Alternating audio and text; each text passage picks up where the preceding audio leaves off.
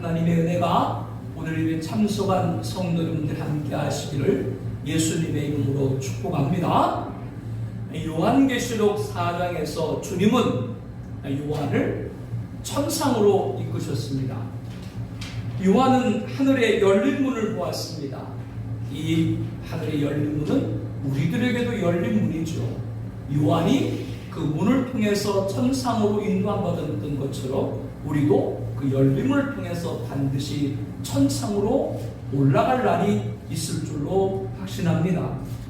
천상의 중심부인 하나님의 보좌까지 알게 하셨죠. 왜 열어줬습니까? 우리가 하나님과 영원히 살 곳이기 때문에 이처럼 열어준 겁니다. 그러므로 열려 볼 수 있는 것을 볼 수 있는 데에 감사를 드려야 됩니다. 아무나 볼 수 있도록 열어주신 것이 아니기 때문이죠. 즉 믿는 사람만 믿게 되는 겁니다.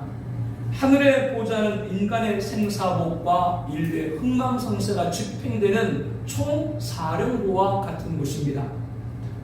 이 장엄한 보좌에 있는 영물의 대표 내생물과 성도들의 대표 24장로들은 하나님을 예배했죠.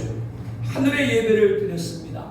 예배로만이 하나님께 영광을 올려드릴 수 있기 때문입니다. 엎드려 예배를 드렸습니다. 엎드린다고 하는 것은 하나님께 영광을 올려드린다는 것이고, 나의 도움은 오직 한 분 하나님께로부터만 온다는 고백이 담겨있는 것이죠. 살아계심을 믿고 예배드렸습니다. 영이신 하나님은 지금도 우리 가운데 임재해 계신 줄로 확신합니다. 그 믿음을 갖고 예배할 때 우리 삶 가운데도 하나님이 살아 역사할 줄로 확신합니다. 헌신으로 예배드려야 됩니다. 24장로들은 자신들의 일생 동안 충성으로 받은 면류관까지 드렸습니다. 우리는 모든 헌신을 내 생명까지도 하나님께 드려야 됩니다. 인정함으로 예배드렸습니다. 하나님만이 영광과 존귀와 권능을 받으시는 것이 합당한 것입니다. 하나님을 하나님으로 인정하는 것이죠. 예물, 헌신, 충성, 그 크기는, 가치는 성도님들 각자가 하나님과 관계에서 결정할 일입니다. 중요한 것은 먼저 구별하여 드려야 된다고 하는 거죠. 믿음으로 예배드려야 됩니다. 모든 것은 만드신 분은 하나님이시고 거기에는 뜻이 있습니다. 이것을 믿고 예배 드릴 때 그 믿음대로 그의 가정과 기업을 아름답게 해줄 줄로 확신합니다. 이런 예배자가 될 때 우리는 지상에서 예배 드리지만 하늘 예배를 올려드리는 자가 되는 것이죠. 우리 교회는 하나님이 가장 영광 받으시는 예배를 드리기를 소망합니다. 하늘의 보좌와 천상의 영광을 본 성도들이 드리는 예배, 바로 우리 교회 공동체 예배, 하늘 예배가 되기를 다시 한번 소망합니다. 계시록 1장에서 주의 날에 예수 그리스도의 계시를 받았죠. 철저한 주일 성수가 얼마나 중요한가를 알 수 있습니다. 계시록 4장에서 하늘 보좌에 앉으신 하나님께 하늘 예배를 올려드렸죠. 철저한 주일 성수와 예배 생활이 얼마나 중요한가를 가르쳐주고 있는 겁니다. 이러한 예배자들에게 하늘의 보좌를 본 사도 요한 같은 놀라운 은총을 베풀어 줄 줄로 믿습니다. 여러분들이 항상 그 나라를 소망할 때 하나님께서 저 천국의 그 빛으로 여러분에게 임하고 보게 하게 하실 겁니다. 주님 오시는 그날까지 하늘의 보좌와 자정하신 하나님이 받으시는 하늘 예배가 우리 교회 공동체 예배가 되기를 다시 한번 예수님의 이름으로 축복합니다. 음악의 어머니로 불리는 핸델, 세계 3대 오라토리오 중에 하나인 메시아를 1741년에 완성하고 다음 해인 1742년 초연한 이후에 오늘까지 300여 년의 시간이 지났지만 부활절과 성탄절을 대표하는 곡으로 메시아는 연주되고 있습니다. 기독교인뿐 아니라 일반인들도 메시아는 친숙한 곡으로 알려져 있죠. 메시아는 총 3부로 구성되어 있습니다. 제1부 예수 예언과 탄생, 제2부 예수의 순환과 속죄, 그리고 제3부 죽임당한 어린 양입니다. 이 중에 제3부 죽임당한 어린 양을 가장 잘 말씀하고 있는 성구 중 하나가 오늘 본문 요한계시록 5장입니다. 한 어린 양이 서 있는데 일찍이 죽임당한 것 같더라. 5절, 어린 양 8절, 일찍 죽임당하사 9절, 어린 양 12절, 어린 양 13절. 계시록 5장은 어린 양에 관한 말씀이 가득 기록되어 있죠. 어린 양은 문자적으로 볼 때 연약해 보입니다. 더욱이 일찍 죽임당한 것 같더라 라는 것은 연약해 보이는 어린 양을 더 비하시키는 것 같습니다. 그러나 그 어린 양만이 보좌에 앉으신 하나님 오른손에 있는 두루마리를 취할 자격자로 등장합니다. 서로 대비되는 것처럼 보이지만 이 어린 양을 통해서 문자적 의미와 영적 의미가 우리에게 어떤 가르침을 주고 있는지 함께 나누고 은혜를 받고자 합니다. 오늘 본문 1절에 내가 봄에 보좌에 앉으시니 라고 시작합니다. 앞장에서 사도 요한은 나팔소리 같은 큰 음성을 들었죠. 이르되 이리로 올라오라. 주님의 이끌림을 받고 하늘에 오르게 됩니다. 그리고 천상에 있는 보좌를 봅니다. 이는 다름 아닌 하나님의 보좌입니다. 또한 보좌에 앉으신 이를 봅니다. 하나님은 영이시요 빛이시기에 우리 인간의 눈으로 볼 수가 없습니다. 그러므로 요한도 천상의 보좌에 앉으시니 라고 기록할 뿐 더 이상 인간적인 설명을 하고 있지 않죠. 그런데 보좌에 앉으신 하나님을 사람의 말로 구체적으로 묘사할 수 없지만 분명하게 전하고 있는 것이 있습니다. 보좌에 앉으신 하나님 오른손에 있는 두루마리입니다. 이 두루마리가 무엇입니까? 앞장에서 요한을 주님께서 하늘로 이끄실 때 이리로 올라오라 이후에 마땅히 일어날 일들을 내가 내게 보이리라. 바로 이후에 마땅히 일어날 일에 대한 계시가 두루마리인 겁니다. 창조 때부터 종말 때까지 모든 일들이 기록된 말씀이 두루마리입니다. 인간의 생사복과 인류의 흥망성쇠가 정확하게 기록되는 말씀이 바로 두루마리인 것이죠. 성경에는 하나님 보좌에 본문 두루마리 말고도 다른 책들이 등장합니다. 먼저 생명책입니다.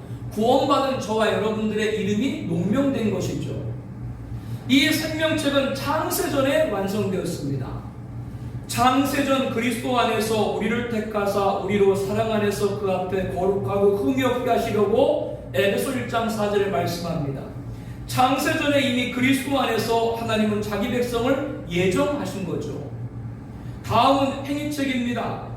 죽은 자들이 자기 행위를 따라 책들에 기록한 대로 심판을 받으리니 계시록 20장 12절 이하에 말씀하죠. 불신자들은 흰보자 심판에서 그 행위에 따라 책벌이 내려지게 됩니다. 여기에 기록된 그대로 심판, 형벌을 받게 되는 거죠. 다른 또 하나의 책은 기념책입니다. 여호와를 경외하는 자를 위하여 여호와 앞에 있는 기념책에 기록하셨느니라 말라기 3장 16절에 말씀하죠. 이 책은 그리스도의 상급이 결정될 근거입니다. 성도가 심판을 받는 것이 아닙니다. 구원받는 성도에게는 천국이 보장되어 있습니다. 안양에 갈멜산 기도원이 있는데요. 가보신 분들 많이 있죠. 연중 집회가 있는데 갈멜산 기도원 올라가다 보면 절이 하나 있어요. 그 절 이름이 뭔지 알아요? 보장사예요. 왜 보장사인지 알죠? 지옥을 보장하고 우리는 천국이 보장되어 있어요. 그러나 우리가 다 구원받고 천국이 보장돼서 똑같이 천국에 입성하지만 상급에는 분명한 차이가 있습니다. 순교자와 일생 동안 평범하게 예수 믿은 성도들 상급이 같을 수가 없죠. 이는 이 세상에 쌓은 공적 그대로 받게 된다라고 말씀을 합니다. 어떤 사람들은 집과 나무로 집을 쌓은 사람도 있고 어떤 사람들은 금과 은으로 집을 쌓은 사람도 있다. 고린도서 13장 10절 이하에 말씀하고 있죠. 불이 나면 나무와 풀로 쌓은 집은 다 불에 사라져버리지만 금과 은은 남는다 라고 말씀을 하고 있죠. 주님은 작은 자 중 하나에게 냉수한 것이라도 주는 자는 내가 진실로 너에게 이르노니 그 사람이 결단코 상을 잃지 아니하리라. 작은 자에게 한 잔의 냉수까지도 주신 것을 주님은 다 기록하고 있다라고 말씀합니다. 결론적으로 이 세 책, 생명책, 행위책, 기념책에 대한 이 모든 기록한 대로 주실 말씀이 보좌에 앉으신 이의 오른손에 있는 두루마리라고 하는 거예요. 인간의 생사복과 인류 흥망성쇠에 대한 모든 말씀이 정확하게 기록되어 있는 겁니다. 그대로 진행이 되는 거죠. 이 두루마리는 보좌에 앉으신 이의 오른손에 있다고 했습니다. 하나님의 오른손은 권능을 말하죠. 누구도 손댈 수가 없습니다. 하나님이 정하신 대로 되는 거예요. 하나님 보좌에 나아갈 수 있는 자만이 가져오고 열 수 있는 책입니다. 안팎으로 썼다라고 하는 것은 빈틈이 없다는 것이고요. 그 권위성과 최종성과 완전성을 뜻합니다. 7인으로 봉해졌다라고 했습니다. 함부로 개봉할 수 없다라고 하는 거죠. 볼자만이 열 수 있게 하신 것입니다. 그러므로 이 말씀이 열릴 때가 있다라는 말씀이 되기도 한다는 걸 알아야 돼요. 봉인되었다라고 하는 건 또 어떤 의미라고요? 열릴 때도 있다라고 하는 걸 가르쳐주고 있다라고 하는 거죠. 우리가 알아야 하고 믿어야 하고 증거해야 되는 것은 2000년 전 예수님을 배격한 유대인들은 다친 계시죠. 오늘날도 유대인들은 예수를 믿어요, 안 믿어요? 예수 안 믿기 때문에 그들은 성경에 닫혀 있는 거예요. 그러나 예수님을 구주로 영접한 성도, 우리 교회에는 열려진 두루마리인 줄로 믿습니다. 그러니까 계시록이 열려져 있는 거예요. 하나님은 자기 백성에게 하나님의 주권하에서 창조부터 종말까지 모든 걸 알게 했습니다. 이 말이 중요한 거예요. 하나님은 창세기를 통해서 창조, 하나님이 만드시고 인간이 범죄했기 때문에 여자의 우선 예수님, 그분을 통해서 구원이 시작된 책이 창세기고, 계시록은 정말 그 예수님이 다시 오셔서 구원을 완성할 책이 계시록인 줄로 믿습니다. 이렇게 창조부터 종말까지 하나님은 자기의 모든 계획을 우리에게 알게 하셨습니다. 그 이유는 다른 것이 아니라 마지막까지 자기 백성을 구원하기 위함이에요. 계시록을 보고 종말의 되어질을 알고 절대 배교에 빠지지 말고 오직 예수만 붙잡아라. 그게 계시록이 다른 말이 아니에요. 그래서 마지막까지 자기 백성을 구원하기 위해서 두루마리를 열어서 인간의 생사복과 인류의 흥망성쇠가 기록된 두루마리를 열어서 우리들에게 보게 하신 거죠. 이렇게 열어서 알게 하신 겁니다. 왜? 우리가 구원을 받아야 되기 때문입니다. 그러므로 우리는 이 두루마리 하나님 말씀을 알고 믿고 증거해야 됩니다. 특히 본문 5장 이후 6장부터 22장까지는 장차 될 일이라고 합니다. 이 또한 알게 하셨다는 확신을 해야 됩니다. 사랑하는 성도 여러분, 하나님께서 이 세상을 창조하신 창조자임을 믿습니까? 아담 범죄 이후 여자의 후손이 예수님을 보내시기로 약속하신 것을 믿습니까? 첫 번째 아담의 실패를 마지막 아담이신 예수님이 십자가에서 이루셨음을 믿습니까? 그 예수님께서 다시 오셔서 구원의 최종인 십자가 완성을 이루실 것을 믿습니까? 그 다시 오심에 대한 말씀까지 기록된 것이 두루마리라고 하는 거예요. 그런데 큰 문제가 생겼습니다. 창조 때부터 종말까지 인간의 생사하고 그리고 인류 흥망성쇠에 대한 모든 말씀이 정확하게 기록되어 있는 두루마리를 뗄 자가 없는 거예요. 본문 2절에 보니까요, 힘있는 천사가 큰 음성으로 외치기를 누가 그 두루마리를 떼며 그 일을 떼기에 합당하냐? 하늘 위에나 땅 위에나 땅 아래나 능히 그 두루마리를 펴거나 보거나 할 자가 없더라. 하늘 위에나 땅 위에나 땅 아래에 있는 피조물들 가운데 이 두루마리를 뗄 자격자가 없다라고 하는 겁니다. 이것은 누구만이? 예수 그리스도만이 뗄 수 있는 분임을 강한 부정문으로 표현하고 있는 거죠. 요한복음 1장 1절에 태초에 말씀이 계시니라. 이 말씀이 하나님과 함께 계셨으니 말씀은 곧 하나님이시라. 그가 태초에 하나님과 함께 계셨고 만물이 그로 말미암아 지은 바 되었으니 지은 것이 하나도 그가 없이 된 것이 없느니라. 하나님께서는 천지를 창조할 때 누구와 함께 하셨어요? 아들 예수와 함께 하신 것이죠. 만물이 그로 말미암아 지은 바 되었으니 그가 누구예요? 예수님.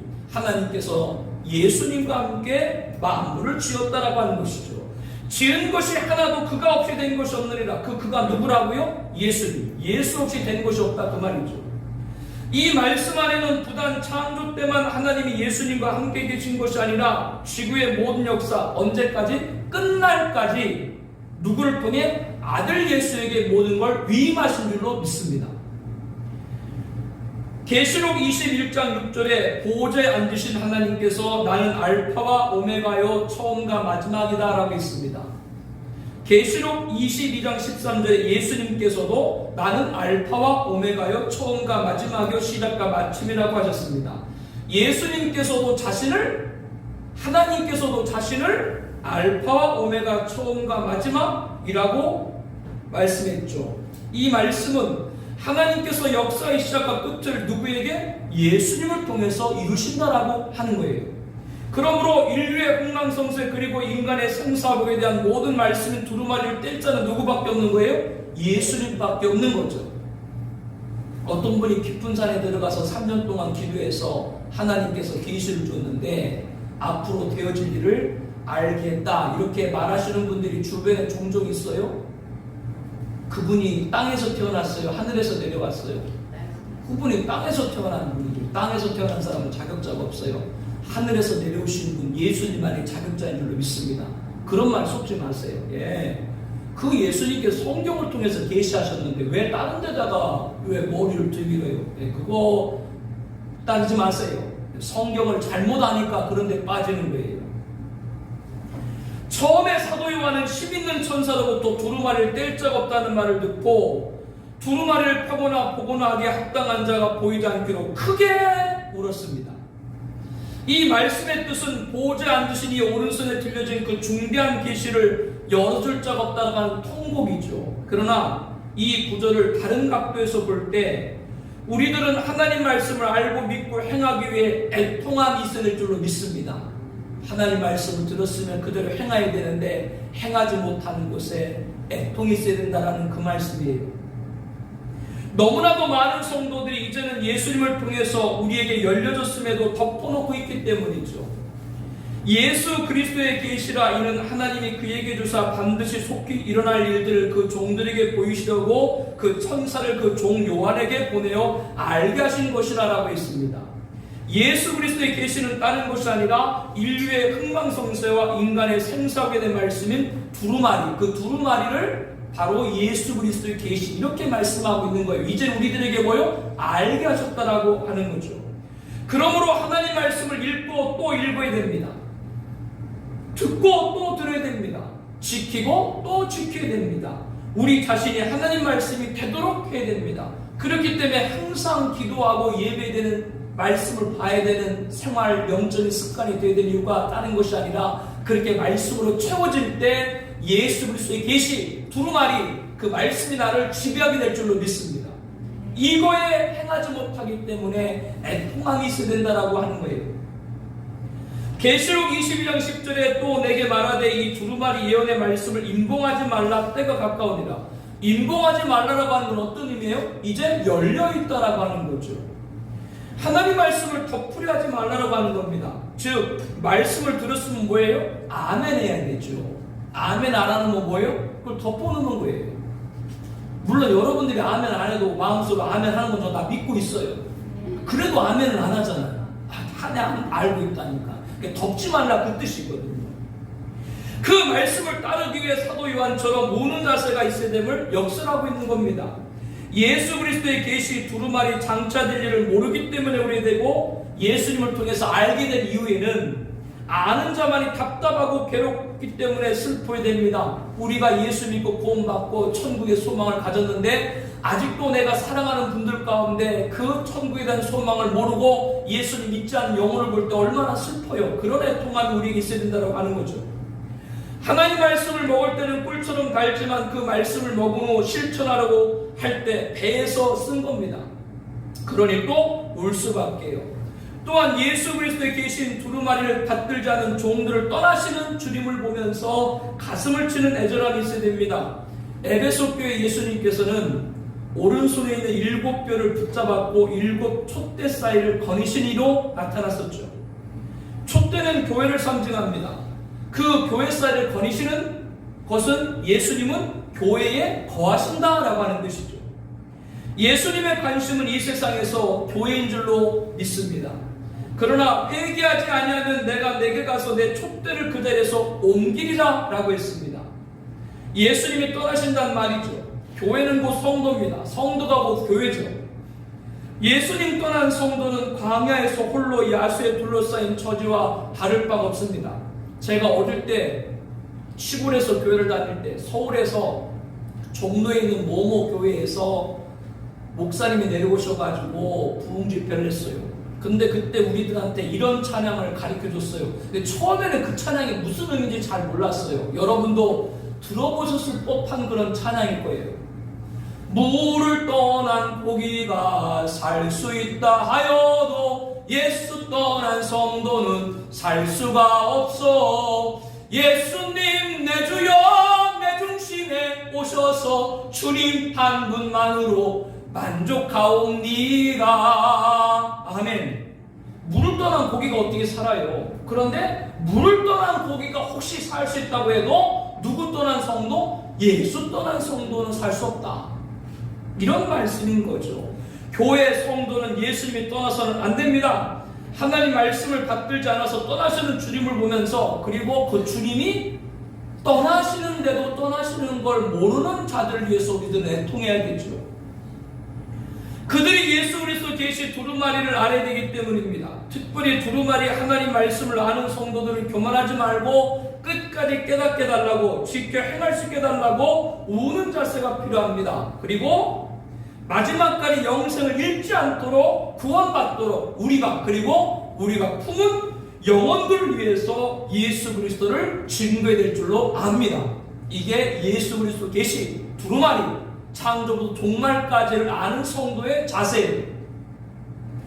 처음에는 두루마리를 뗄 자이신 예수님이 있음을 모르고 두루마리를 뗄 자가 없는 우는 요한에게 24 장로 중에 한 사람이 울지 말라 떼실 분에 대해서 유대지파의 사자 다윗의 뿌리라 라고 했습니다. 유대지파의 사자 다윗의 뿌리라는 메시아의 혈통적 의미를 가리켜주고 있죠. 마태복음 1장 1절에 아브라함과 다윗의 자손 예수 그리스도의 계보라라고 말씀합니다. 여기서 메시아 그리스도 예언이 성취된 것을 말합니다. 다윗의 뿌리는 왕권을 뜻하죠. 다윗은 이스라엘의 최고의 왕으로 불려집니다. 다윗의 아버지인 이새의 줄기에서 한 쌀이 나며 그 뿌리에서 한 가지가 나서 결실할 것이요, 결실한다, 말씀이 이루어질 것이다. 그 다윗의 후손에서 누가 오실 것이다? 예수님이 오실 것이다. 그래서 오늘 본문에 유대지파 사자 다윗의 뿌리라고 예수님을 가리켜 말씀을 하고 있는 겁니다. 이 다윗의 뿌리가 이겼다라고 오늘 본문 5절에 말합니다. 공의로 가난한 자를 심판하며 정직으로 세상의 겸손한 자를 판단할 것이요, 그 입에 막대기로 세상을 치며 그 입술의 기운으로 악인을 죽일 것이다.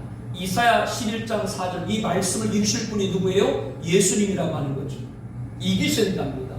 예수님은 십자가에서 승리하신 분입니다. 세상도 이기신 분입니다. 사망과 음부도 이기신 분입니다. 성도는 오직 예수님만으로 이길 수 있는 줄로 확신합니다.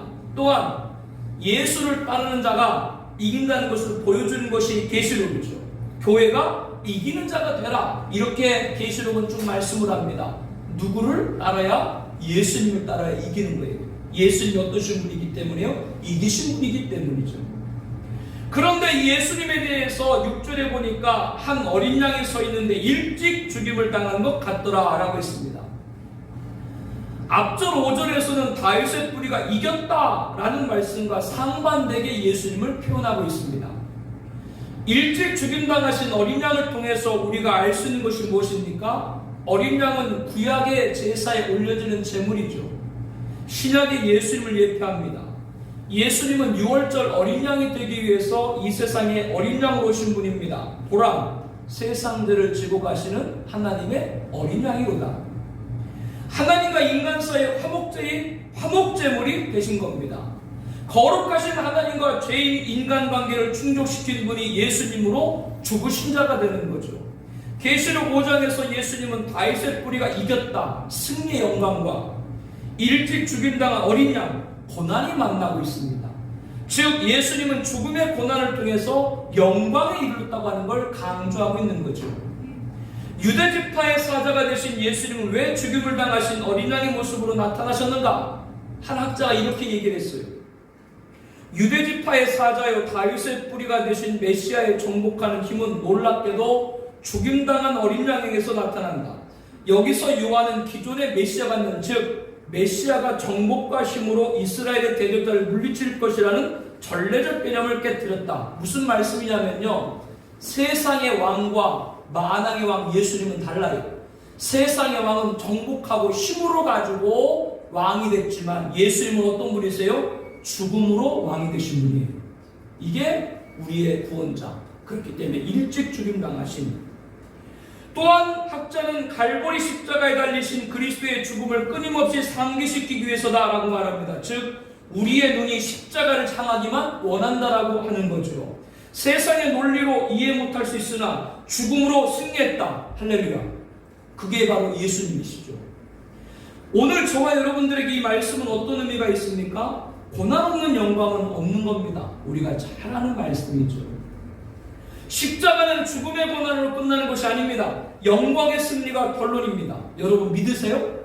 그러면 주어진 고난, 우리가 7교회 공부할 때 쭉 기억하시죠?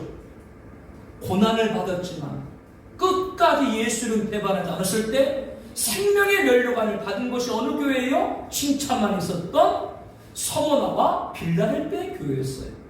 그래서 고난 가운데 그 연단을 잘 감당을 해야 흰옷을 입어서 대환란에 떨어지지 않는 영안을 열어라, 이렇게 가르쳐준 것이 뭐요? 책망을 받았던 라오디아교와 사도교에 주셨던 말씀이죠. 우리가 다 이 말씀과 연결되는 것이죠.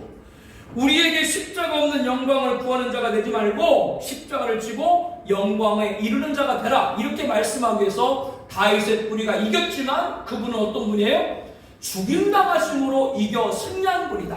그러므로 오늘도 우리들에게 그 고난 십자가의 길을 따라가라, 이렇게 말씀해주고 있는 줄로 믿습니다. 이게 어린 양의 승리, 이게 계시록 5장의 말씀인 거예요. 이러한 성도에 대해서 어린 양이 어디로 인도하든지 따라가며 어린 양에 속한 자라고 계시록 10장 4절에 말합니다. 그 고난을 따르는 자가 어린 양에 속한 자고, 어린 양 예수님이 어디로 인도하든지 따라가는 자라고 하는 것이죠. 그렇기 때문에 오늘도 우리가 이 제단에 어린 양이 인도한 바가 예배하는 줄로 믿습니다. 죽임당하신 어린 양을 우리에게 증언하고 있는 것이죠. 그렇기 때문에 이분만이 두루마리를 취하실 수 있고 두루마리를 떼실 수 있는 자격이 있는 겁니다. 그 어린 양을 따르는 자가 두루마리 하나님 말씀을 믿고 행하는 자입니다. 바로 십자가를 지고 영광에 이르게 되는 것이죠. 우리는 반드시 승리하고 영광에 이를 것입니다. 누가 그걸 보여줬어요? 예수님이 보여준 거예요. 그걸 믿고 가는 사람이 어린 양 예수님을 따르는 거예요. 그것이 따르는 겁니다. 어린 양의 죽음을 통한 영광을 깊이 체험하고 성도가 누리게 될 하늘의 영광을 깊이 확신하고, 과연 그리스도인이 그러한 믿음을 갖는다면 세상 사람들과 같을 수가 없는 거죠. 그러므로 어린 양이 인도하는 대로 어디든 따라가게 되는 겁니다. 이를 난 우리 믿음의 선조들, 특히 순교자들은 그 누구보다도 성도들 위해서 예비된 하늘의 영광을 확신했다라고 히브리서 11장과 12장 믿음의 사람들로 증거하고 있습니다. 본문 6절에 내가 또 보니 보좌와 네 생물과 장로들 사이에 한 어린 양의 보좌와 네 생물과 장로들 사이에 한 어린 양이 서 있다라고 했습니다. 보좌는 하나님이 앉아 계신 것이고 네 생물은 영물의 대표고 24장로들은 성도들 가운데 선별된 자들이죠. 그런데 그 사이에 누가 서 계세요? 예수님이 서 계시다라고 말씀합니다.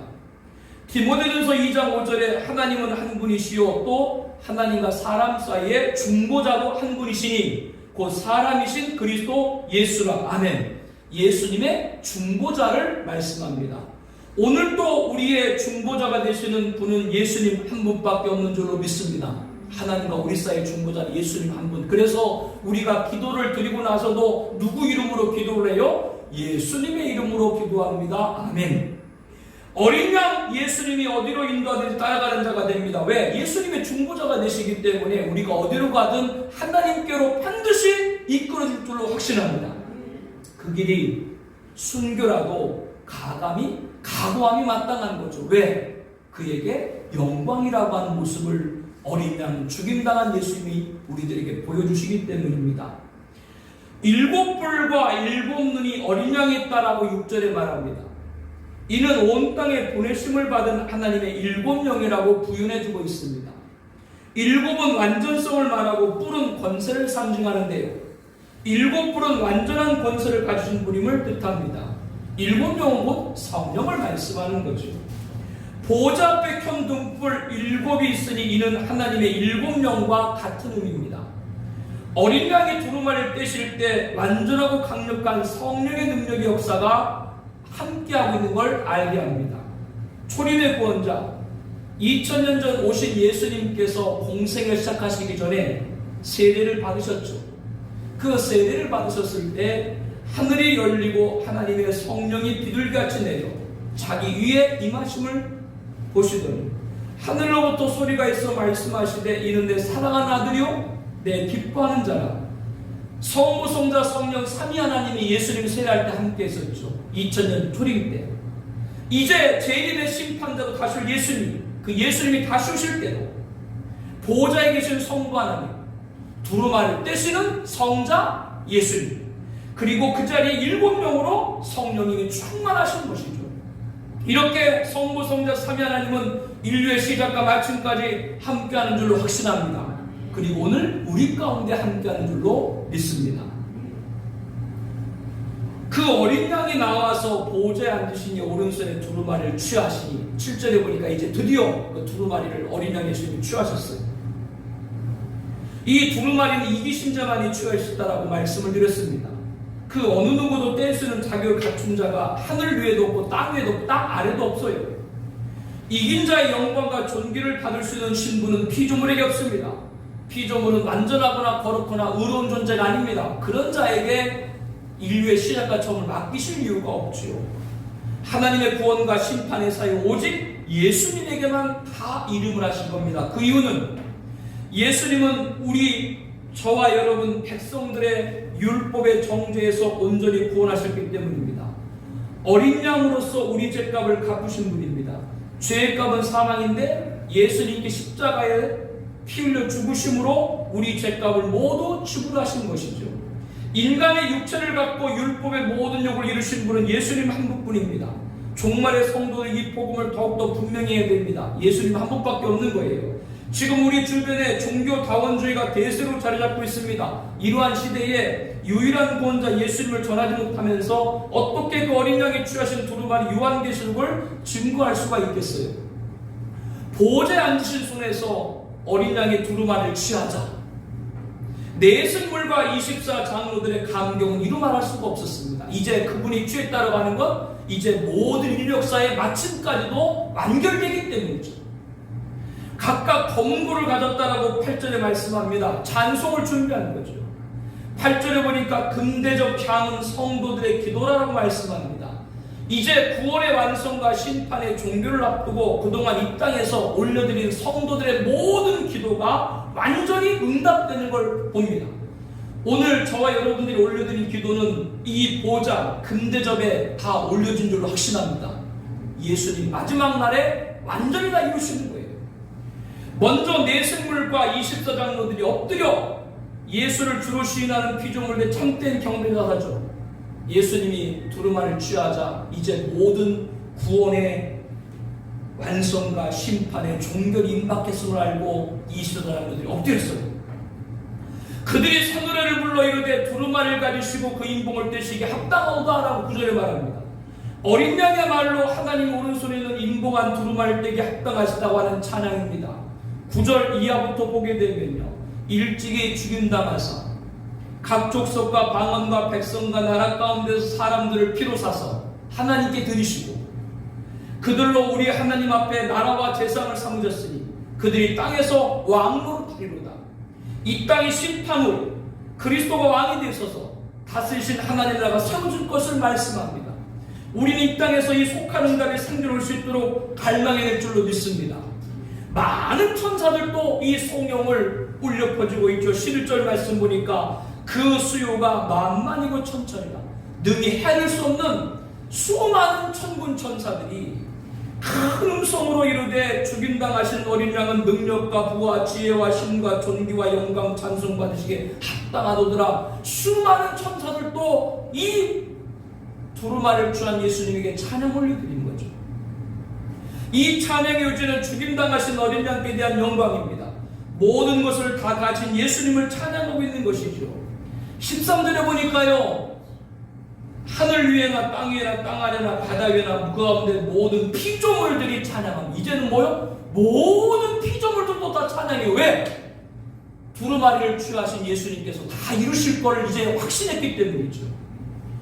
이사야 43장 21절에 이 백성은 내가 나를 위하여 지었나니 나를 찬송하게 하려니라 라고 말씀합니다.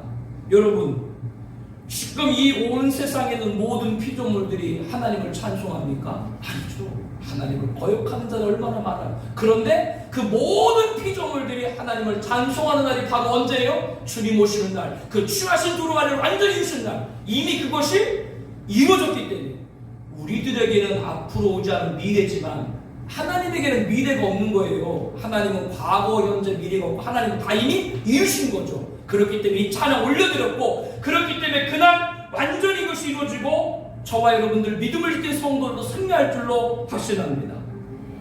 모든 찬양을 마친 후 영물의 대표인 네 생물이 이르되 아멘하고 성도를 대표인 장로들은 엎드려 경배했습니다. 마지막까지 찬양으로 영동을 올려드리고 있는 거죠. 천상의 모습이 찬양이듯 이 땅에서 우리는 다시 오실 주님을 사모하면서 찬양이 항상 넘쳐낼 줄을 믿습니다. 그런 자세로 항상 살아가야 되는 것이죠. 지금 찬양을 열심히 경배할 때 오늘 이 말씀이 주신 그날 그 많은 피조물이 찬양하는 그 피조물 안에 저와 여러분들도 함께 포함될 줄을 믿습니다. 어떤 분은 24장로에 포함될 줄도 모르죠. 순교자들이죠. 그때 우리는 반드시 찬양하는 자가 되어야 하는 것이죠. 사랑하는 성도 여러분, 이 시간 우리 다 같이 기도하기를 원합니다. 앞에 기도 제목을 봐주세요. 하늘 보좌에 앉으신 하나님 오른손에 들려진 두루마리는 인간의 생사복과 인류의 흥망성쇠가 다 기록되어 있는 거예요. 지구 역사 시작부터 마지막까지 자기 백성을 구원하게 주신 책이 바로 두루마리인 거예요. 마지막까지 우리가 믿음을 지켜야 되는 걸 알려주고 있는 거죠. 이 두루마리를 취하실 분은 오직 한 분, 일찍중인 당한 어린 양 분이십니다. 하나님은 예수님에게 모든 걸 위임하셨죠. 그 예수님 믿고 구원받은 자로서 두루마리, 예수 그리스도 계시, 하나님 말씀 요한계시록 구절을 읽고 마지막까지 영생을 잃지 않게 하여 주시옵소서. 그리고 우리가 품은 영혼들이 구원받도록 예수를 증거할 수 있게 하여 주옵소서. 그래서 우리와 함께 찬양하는 백성이 되어야 합니다. 두 번째로 예수님은 다윗의 후손으로 이기신 분입니다. 또한 일찍 죽임당하신 분이죠. 고난과 영광이 만나고 있습니다. 고난 없는 영광은 없음을 알게 합니다. 십자가 없는 영광을 구하는 자가 되지 말고 순교의 길이라도 어린 양이 인도하는 대로 따르게 하여 주시옵소서. 어린 양의 고난은 영광의 모습으로 쟁취된 걸 보면서 그 어린 양이 따라가는 인도하는 길로 가면, 십자가로 가면 반드시 승영광이 우리에게 있을 줄로 믿습니다. 십자가를 지고 영광 있는 자가 되게 없어서 기도합니다. 세 번째로 어린 양과 함께 하신 성부, 그리고 일곱 불과 일곱 성령 강한 역사가 함께 하셨죠. 천상의 찬양과 금대접 향인 성들 기도가 다 응답이 됐죠. 반드시 의인을 보호하시는 영광을 소망하기를 바랍니다. 찬양을 올려드리고 이 땅에 살아가게 하옵소서. 이 세상 헛된 곳에 마음 뺏기지 않게 하여 주옵소서. 어린 양의 인도와 능력을 따라 찬양과 영광으로 교회를 섬기는 우리가 되게 하여 주시옵소서. 우리 함께 통성으로 기도하겠습니다.